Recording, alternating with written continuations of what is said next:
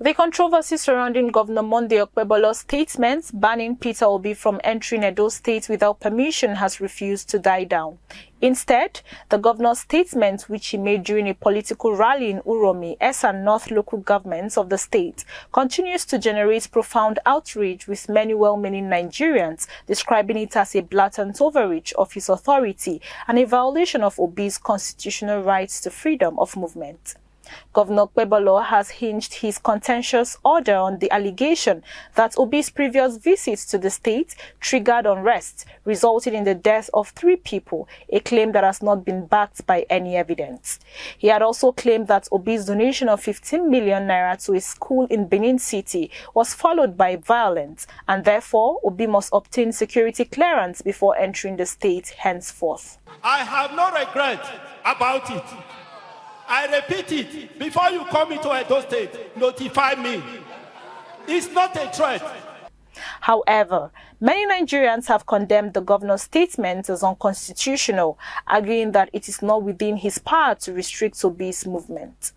In separate interviews with True Vision TV, public affairs analyst Jide Ojo alongside Mr. Chris Ibeaji, a finance expert and development economist, described the governor's comment as unconstitutional, adding that the president and the leadership of the APC should stop their governors from giving them a bad name. It's unconstitutional, against the letter and spirit of the Constitution, which is the ground. Why would the visit of Peter Obi be a threat to the state? Why would he be denied access to a state? He's a freeborn, he's a free citizen of Nigeria, and this is very, very disheartening. It doesn't portray us well. This guy is a free citizen. He has business that spans the length and breadth of Nigeria. I know Fidelity Bank is in all the states of Nigeria, and he's paying tax. His businesses are paying tax. So why should he not have free movement? Has any court declared Peter Obi a suspect or a criminal or a terrorist? You have an attorney general and commissioner for, and in fact, to rub salt on injury, Okpebholo moved from the Senate of the Federal Republic of Nigeria to become governor of Edo State. His deputy moved from being House of Reps member to become the deputy. If you are a lawmaker, you should be seen as preserving the law of the country, not to turn yourself into a lawbreaker. It is truly unconstitutional because if you refer to Section 41 of Nigeria's constitution, you will see that what Governor Okpebholo did is of avarice. It's not right, the chairman of the party in the state also corroborated. So there's anybody who comes out there to say it was quoted out of context is not being honest. The governor actually knew what he was saying and they wanted to make it for effect. Mr. Ohombamu, who came in to defend it, didn't even do a good job at it because when he was asked repeatedly in the media, he kept on saying that it happened, and that's all he had to say to it. When they asked him repeatedly, where did this thing happen? He couldn't pinpoint where it happened exactly. So as far as I'm concerned, it was hearsay. The provision of the law is clear. Anybody can move into any part of Nigeria, and then you have freedom of movement, you have freedom of association. You could do anything you like as long as you are not breaching the peace of that community. And I don't think that what P2V did amounted to breaching the peace of the community. Speaking on the issue as well, a former member of the House of Representatives and Secretary to the government of Imo State under His Excellency Emeka Ihedioha, Honorable Uche Onyegocha, condemned the statement issued by Edo State Governor, adding that no Nigerian has the right to restrain another movement, especially when they are acting within the confines of the law. I want to state very clearly that when the governor of Edo State made the pronouncement, he acted strictly on ignorance. And he is not somebody anybody can say is vast about the law. He is, one would say that he was more focused on pleasing his masters and those who put him in office. So I would say that he can be forgiven for his ignorance, but called to order that the Constitution does not allow for him to give such directives. Peter Obi or any other Nigerian for that matter does not require to seek his permission to enter Edo State. Edo State is very much part of Nigeria, and everybody under the Nigerian Constitution who is a citizen has a right of freedom of movement into and out of any part of Edo State, especially if you are acting within the confines of the law. Of course, Governor Peter Obi acted within the confines of the Nigerian Constitution, and there is nothing Okpebholo can do about it. Today, in the year 2025, when APC should be apologizing for stealing Peter Obi's mandate in 2023, and now that Peter Obi is on the march to regain his stolen mandate, they should be sober and not assume that they can bully or intimidate anybody. There is a freedom of movement in our Nigerian constitution. 99 constitutions stipulated clearly that once you are a citizen of your country, you have right to move from one state to another. And for the two governor states to say that Peter Obi should not go to their state, they are wrong, because they have no reason and they have no proof to stop Peter Obi from going from one state to another. He's an indigene of this country. He's born and brought up in this country, and he once a governor of a state. And during the time he was a governor of a state, he never banned anybody from going to his state. So I think the governor of Edo and Benue State, they have passed their boundary. The Edo State government has since clarified the governor's stance, stating that his remarks were misconstrued and that the state remains open to all Nigerians provided they adhere to security protocols.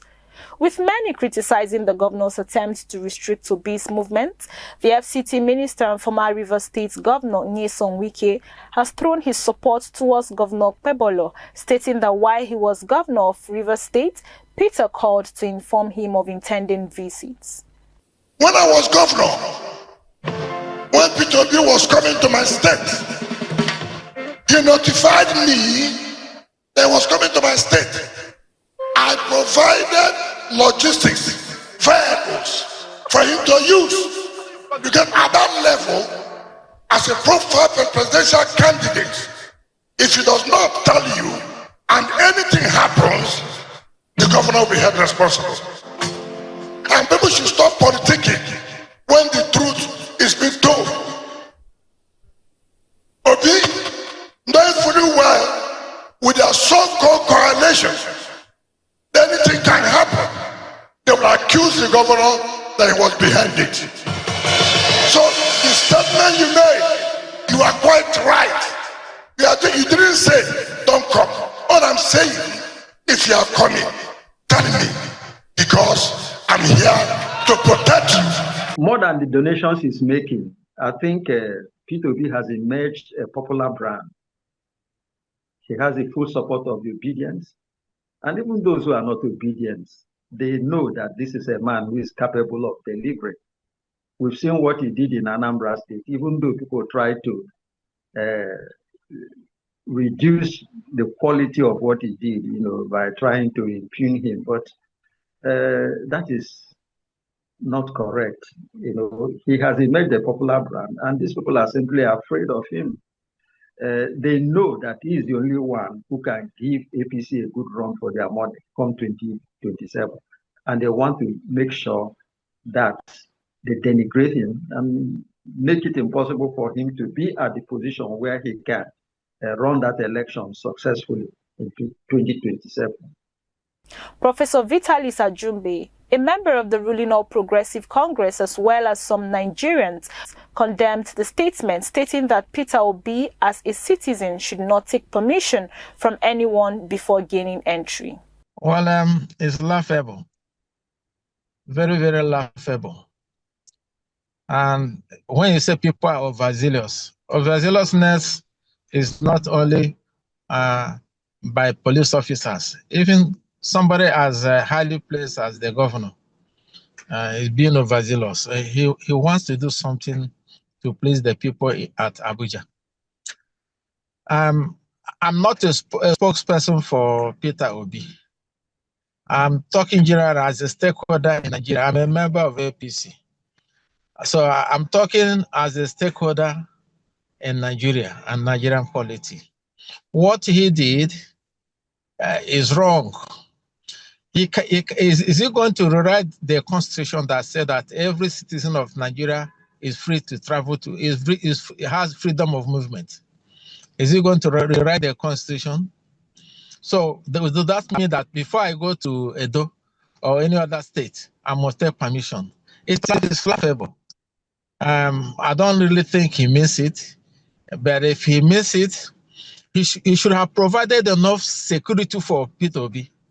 Peter Obi is a citizen of this country, and he has the right to go anywhere unmolested. He has the right to go anywhere in Nigeria without taking permission from the so-called overzealous governors. Statement was unnecessary. It does not call for that. Obi has the right to his movement and whatever. The fact that you are a governor doesn't mean you should take law into your hand. He has the right. And he was trying to create an tension because even within the state, he thinks he's a governor. Obi has his followership. He has his movement there. It could bring out something that the governor himself would not expect. Recounting a similar incident which occurred in Benue State earlier in the year, where Governor Hyacinth Alia asked Peter Obi not to visit Benue State without his permission. The big question is, are these governors, especially the ruling APC, perceiving Obi as a threat to their return come 2027? This is not the first time this is happening to Peter Obi.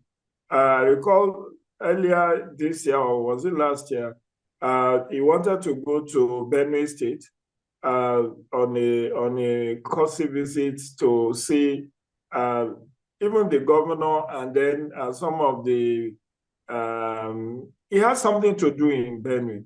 And the governor, even while he was aware that his lieutenants have been briefed to inform him about the impending visit of Peter Obi, and having previously visited Plateau State, he had to turn back. He was already on the way to Benue. He had to turn back when information got to him that he would not be welcome in Benue State. And that comes to me as a surprise. I wonder why he would be denied entry to Benue, and now this has happened again in Edo State. And this is very, very heartbroken. It's something that the president himself needs to issue a statement to say, look, you are giving my government a bad name. Because the two states that are involved are APC states. But I think the president of Nigeria and the APC leadership, the two of them, APC leadership, should issue a very strong statement. They are afraid of the mass appeal for Governor Peter Obi. They are afraid of the popular support of Governor Peter Obi. They are afraid of the correctness of the message of Governor Peter Obi. Of course, Peter has put it in very simple terms. Moving Nigeria from consumption to production, assuring the youths of Nigeria that a new Nigeria is possible. I think probably because Peter Obi has a lot of followership in different states. And the thought that I do so, it would deflect the tube of followership that Peter Obi has. But rather, you are making Peter Obi more popular by so doing.